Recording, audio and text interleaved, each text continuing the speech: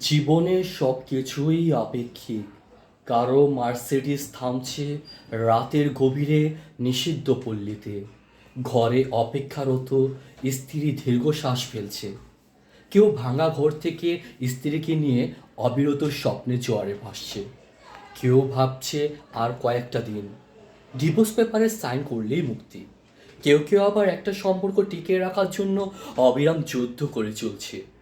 কেউ স্যাডোজাত সন্তানকে ডাস্টবিনে ফেলে দিয়ে দায়মুক্ত হতে চাইছে, আবার কেউ একটা সন্তানের জন্য সারাটা জীবন হাহাকার করছে।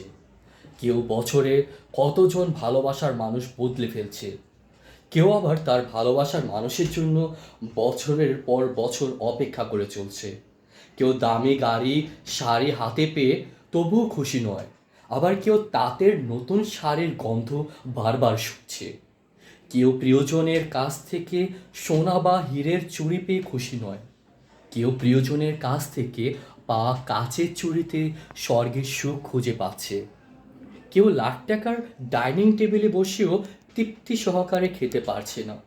কেউ পেঁয়াজ কাঁচা লঙ্কা কচকচিয়ে গোস্তারে পান্তা দিয়ে গিলছে। কারো দামি খাটে শুয়েও ঘুমের ওষুধ খেতে হচ্ছে।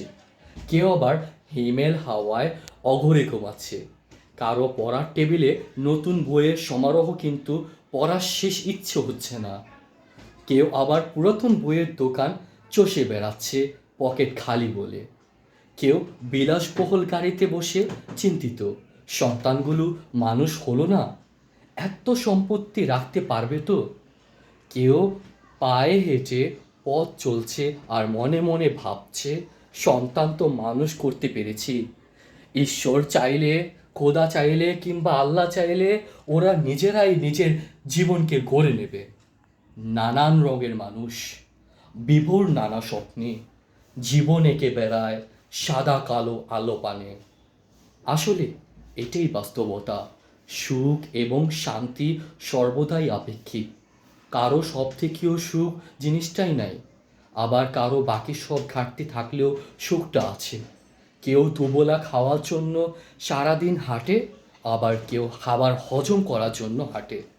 জীবন যেখানেই যেমন।